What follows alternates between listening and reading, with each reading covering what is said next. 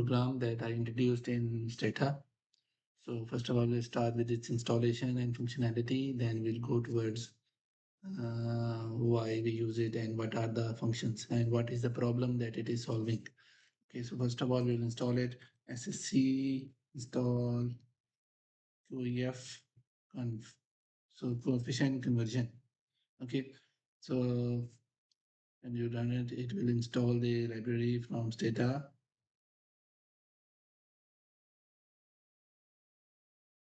It will take some time to download depending on your internet speed.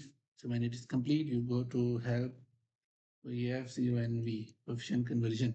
So it will show you help compressive marginal effects from regression slope coefficients. So first of all, we'll do it and then I will explain its merit. Okay, so we'll go to example. Let's go down. So how many types of coefficient it can provide? It can provide 4 types of raw coefficients, raw and standardized, and 2 types, another 3 types from elasticity. So its reason is also scaled, explained here, what it does. And then one example with interpretation is also here. And then third type is basis point or percentage effect, usually for financial variables. Its reason is available here. And then family 4 is 2 types, which is proportional marginal effect or percentage of Y marginal effect. So it gives the how big the effect is. And then 5 is the importance measure for another 3. And last one, then the 6th one is quantile measure. So it has 4 types, 4 quantiles it measures. And then family 7 is discrete effect. So it's usually useful if your independent variable is discrete, but if you are studying the regime-wise effect of independent variables, then you can also use it. And so there are like 26 types of estimates. So we'll do an example and then I will interpret. And at the end, follow me to the end. I will explain the gap this model is going to fill. Okay. So first of all, I will load the data. So it is this use auto means it is downloading automobile data and then running this regression. So you have this data available. So you can see this standard variable example, which is taught in all other example, all other tutorials also. So let's start with standard example. So let's say I'll take this example. So it is using growth rate of independent variable. All the independent variable as 5%. So it will suggest based upon the 5% growth rate, what will be the effect. And then quantile 5 and 95. So it will present the coefficient of 5 and 95 also. Okay. So when I run it, it will make some graphs. It will give this table. And first of all, we do the interpretation of table and then we go to the graph. Okay. Okay, so go to the start. So it will give detailed output for each variable. So we'll do one. And those who are new, so you can see that in the help manual for each type of coefficient, go back. For each type of coefficient, you can see the example and interpretation and when to use, what does it do. So you have a detailed manual. So for example, it has regression, dependent variable price, sample size, R and registered R, RMSE. It has used estimated the mean value of Y and variance of Y here. And growth rate of X is 5% assumed because it is given in the question. So you can change it also. So it picked the first variable, its beta value, its mean value, its variance, and correlation of that variable with dependent variable, and min max and IQR of that variable. It took it from the descriptive statistics. So first we pick the coefficient 21.85, it's same, then it converted into standardized coefficient. Its units are in terms of standard deviation, then X standardized, Y standardized. So they are for comparison. Okay. Comparison with other variables across the models. Then it give you full elasticity, semi-elasticity with respect to X, semi-elasticity with respect to Y. Okay. And then there's a basis point effect. It usually uses in the financial or exchange rate or stock market variables where the data are in percentage or indexes.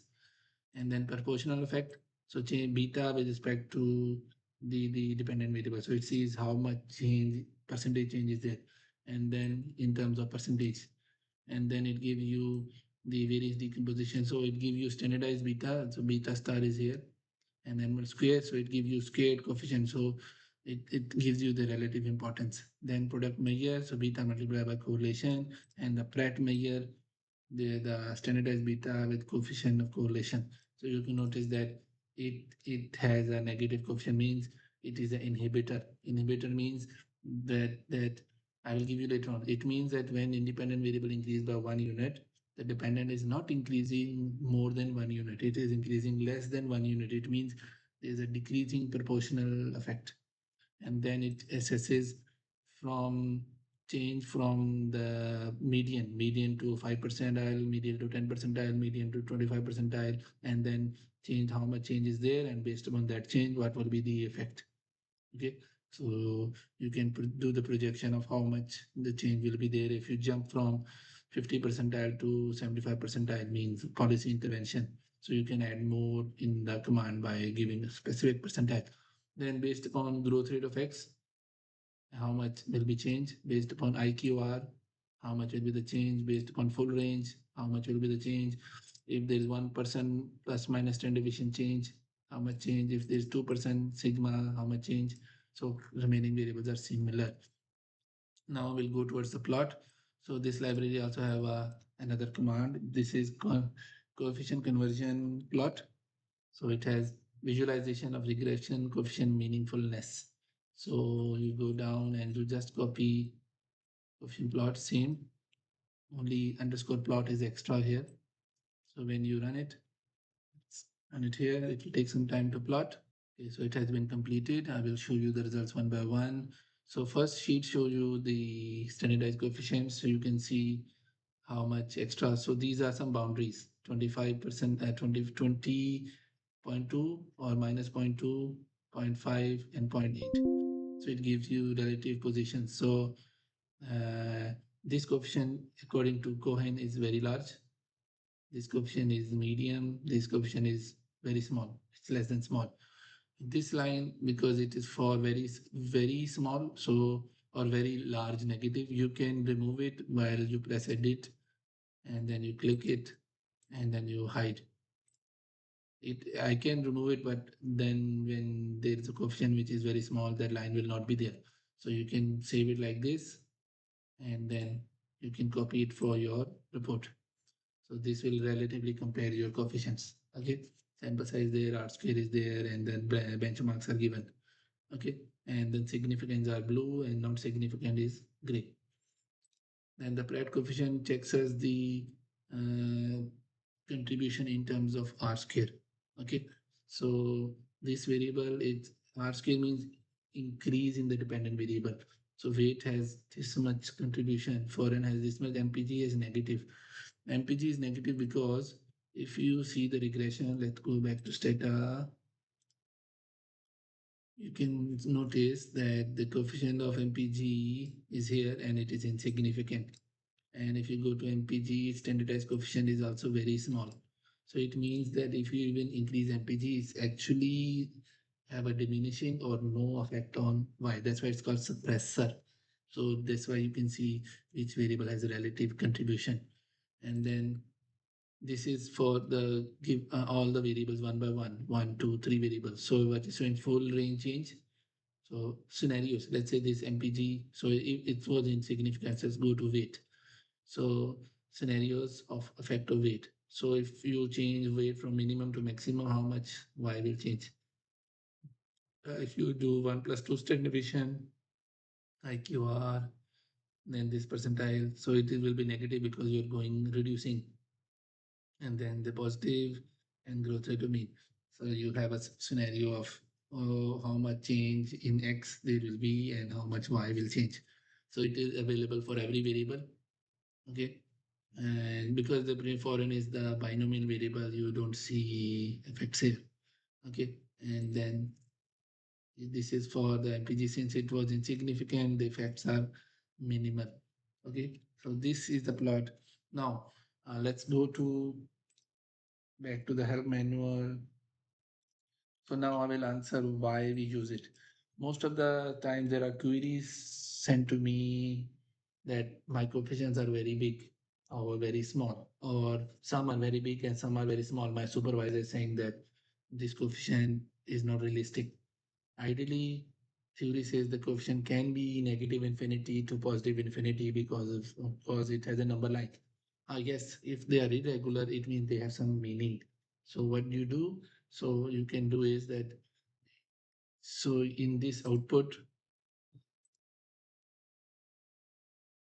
so in this output, you can see that it gives you all variations. So you can see when you convert it to standardized, the big coefficient looks normal. So you can convert it to relative form and then interpret your results. Okay. So this way, and then you can compare, you can pick any specific type of coefficient and compare it for all of your independent variables. And if you don't know which one to pick, so I already gave you instructions here. So you go to coefficient conversion, and then you can see the first set is for how big the effect is and how does it compare across predictors measured in different units. So your independent variable can be assessed in terms of comparison. And then for each, when to use is given. Okay. Then elasticity, it checks us, it gives you scale-free coefficients. Okay. And it's usually used in policy. Okay. And sensitivity of means when you say elasticity, it means you're assessing sensitivity. And then point percentage, it uses in mostly used in finance and public health, where you where the data is actually in percentage. So this method is more suitable there. Mostly the state bank, central bank uses the monetary policy in terms of basis point effect on exchange rate or on interest rate. So they use this method. Then relative or proportional effect, how big the effect is as a function fraction of typical outcome. So you want to see that is the change big enough as compared to what the dependent variable is.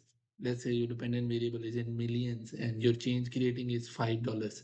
So that is very small in compared to the change in the dependent variable. Then the variance and importance measure. So which predictors matter most? So it comparatively says in terms of it gives you partial R square. Then discrete median to each quantile. It assesses that how different y will be if there is x is changing to a specific position from the median.